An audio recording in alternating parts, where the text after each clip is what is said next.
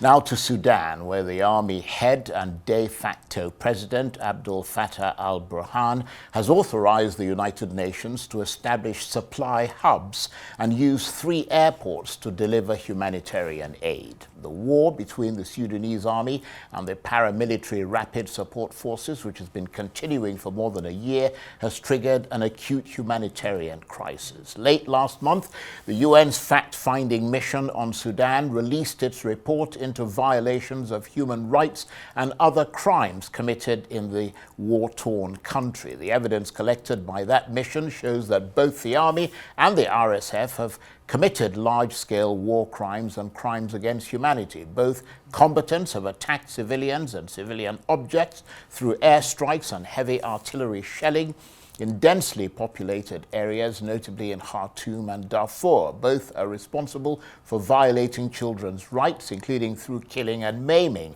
And both have engaged in a pattern of arbitrary arrests and detention, as well as torture and ill treatment in areas under their control.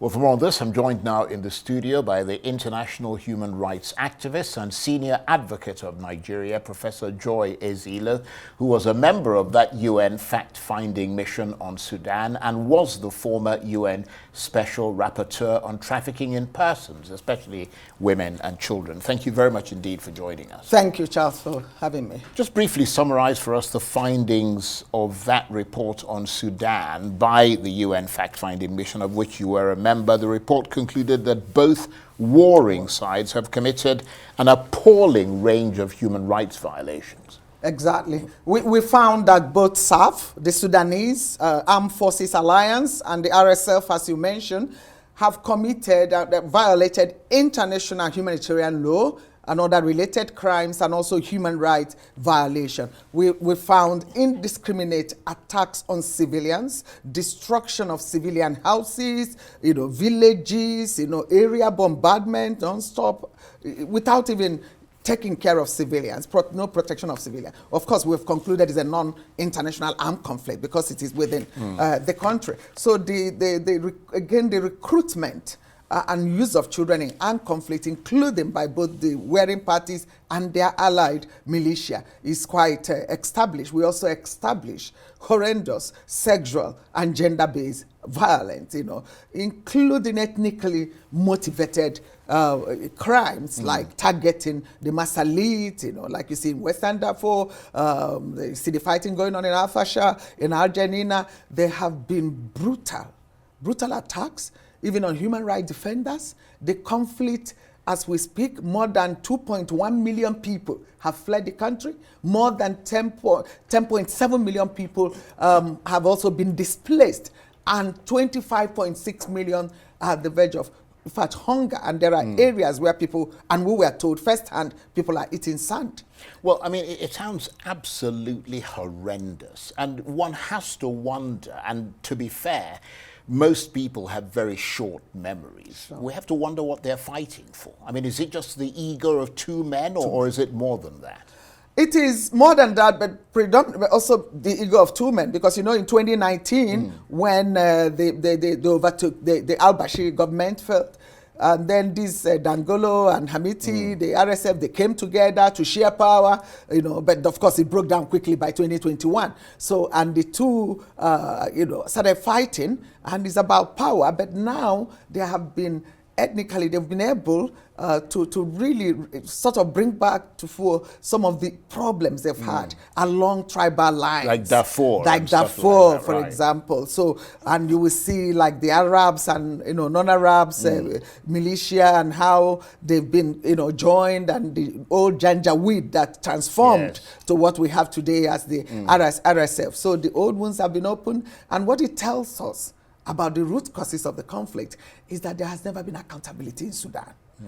Because the resolution, UN Council Resolution 2004-1556, that was dealing with the issue of even, Darfur, embargo and all of that, it's 2004. There have been another panel in 2005 that investigated the atrocities committed there. Even the al-Bashir has not been prosecuted. So because of lack of this accountability, there have been a cycle of violence that just continue, to fester right. there. And we've been, to some of the refugees camp in neighboring countries, and the people have gone through a lot. You will see professionals completely dispossessed. You will see women, who have been raped, sexually violent, those whose husbands have been killed in their presence, and they couldn't even bury their loved ones. I mean, terrible, it's like, it's horror. It's so horrific that even sometimes it's too much for us to. I can imagine. It must be traumatic for you.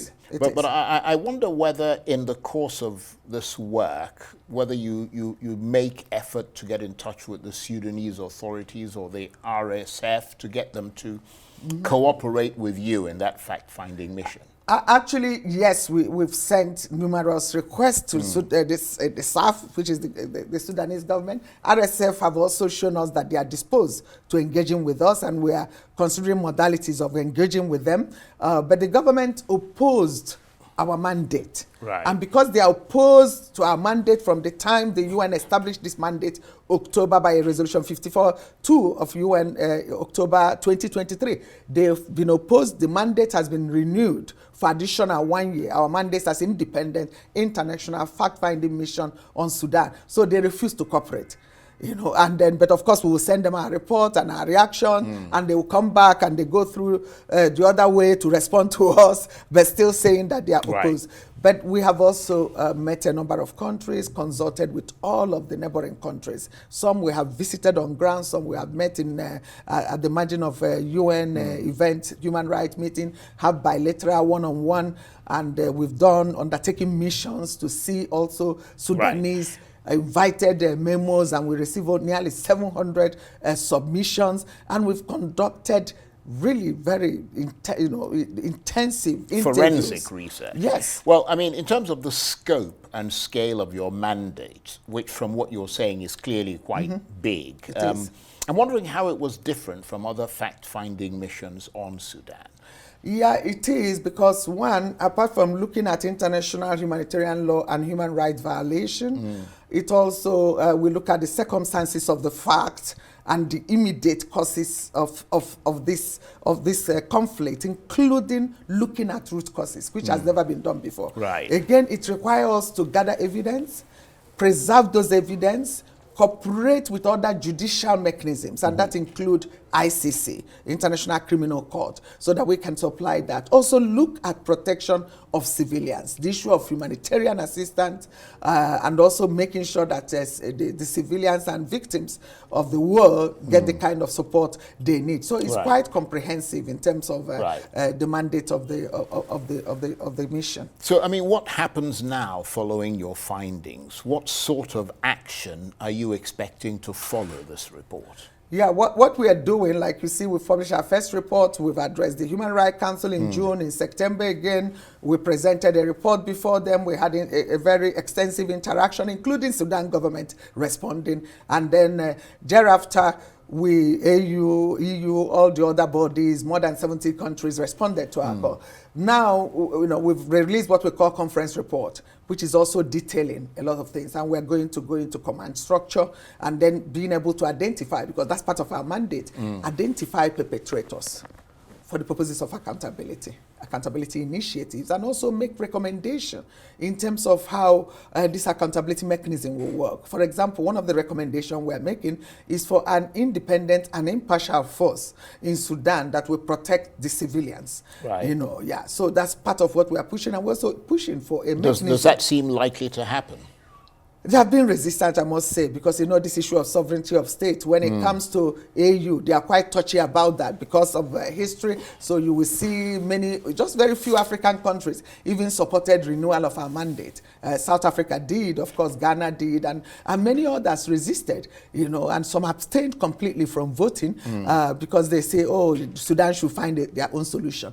And it's not working. Well, it's absurd, isn't it? I mean, I don't mean to be rude to them, but it sounds absurd. Exactly. So how can you say that they will find their solution? Right. But I mean, if there were to be this peacekeeping international force, where are they going to come from and who's likely to be in it? Yeah, that's why we needed the support of African Union. Right. Because they are going to draw from especially African Union and neighboring countries. Because if they So actually it'll be an don't African have, force. it will be African force, and of course it will be internationalized because of course UN can coordinate that and it will be more professionalized. It's easy. I'm sure many African countries may like to contribute. But the problem here is this idea of concept of sovereignty, that people cannot intervene where millions of lives are at stake. And besides also the government staff doesn't have control of the country. The conflict started small. Absolutely. It has overrun almost 18 of almost everywhere, and the fighting goes on a daily basis. So we can't talk about government being able to intervene or to hold anybody account. And we found both sides also in breaches of international crimes and then international humanitarian law. So we envisage we need support from. They belong to IGAD, but of course, IGAD, they have left IGAD. AU suspended them as well, but for the first time, they did a mission recently, about last month or so, to Sudan, and we are hoping that they could readmit them. But they are also not in a hurry to get readmitted, because it appears that they are busy also quarreling with many other actors. But then it's like a bit of stand of many African countries to always resist an external mandate, that we look into. Because they worry just in case it comes to their back door. Exactly. Well, so, sorry, go on. Yeah, but I think that's the way to go.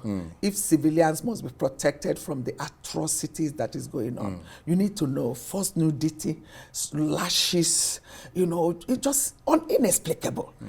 For people who are not involved in fighting. War is a terrible thing. Yeah. I just don't want to even imagine it, because talking to some of the widows in Chad, we were in Chad, we went to Fashana, Andrea, Abeche, Jemina, and then the refugee camps is overwhelmed. The UNHCR is completely overwhelmed. Even they are not receiving the kind of psychological support they need. And I met women who were talking to, just for the first time, are telling their stories. And you can see the trauma. I also broke down, even talking to the widows. As a widow myself, how could somebody not being able to bury the husband? He's killed in your presence, and you want to touch. They say no, and you use your blouse, you cover the man. It must be terrible. And some of them, that's how it is. So I mean, we understand that today the head of the army and the de facto president of Sudan, General al-Burhan, has authorized the UN to establish supply hubs and use 3 airports to deliver humanitarian aid. I mean, I wonder what your reaction is to that, and whether you see it as an encouraging move.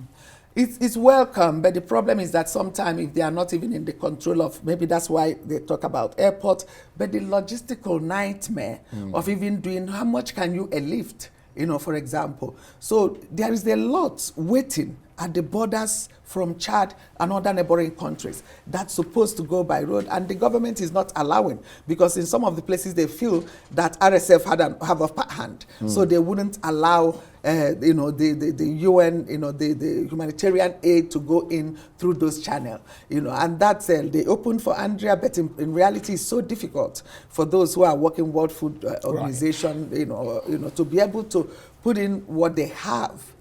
So there is still a problem with that. We want to see both sides commit to humanitarian corridor and the aid assistance to continue to flow because of the famine that people are facing. Why do you think so little is heard about this conflict in Sudan, even though this is, as you said, one of the most brutal in the world? I think it's because it's Africa. I was asked the same question in Geneva, by some foreign journalist. I said, because it's Africa, It's kind of forgotten, continent. You talk about even the lost boys of Sudan. You talk about so many things, and then now it's seen as non-international armed conflict, even though we know there are some external actors. Then everybody just look the other way. Yeah, but you just talked about the fact that the African Union was not, in fact, stepping up to the plate. No. I mean, if you look at Ukraine, it's the Europeans and the Americans who are dealing with it. I mean, why would Africans not be able to at least try and, enlighten the world about what is going on there, even if they haven't got the capacity to stop it. Do you know when we went to Chad, we met the African Union envoy, we went around the embassies of many African countries, and we were asking them, have you tried to go to the refugee camps and see the Sudanese? Have the AU arranged any form of aid? You know, and that is what they haven't. So practically there is a little bit of, they don't do anything really. Well, we want to congratulate you for the work that you've done and that you're still doing, and to thank you very much indeed. Professor Joy Ezello is an international human rights activist, senior advocate of Nigeria, member of that UN fact-finding mission on Sudan, and the former UN Special Rapporteur on trafficking in persons, especially women and children. Thank you very much indeed. Thank you. Thank you.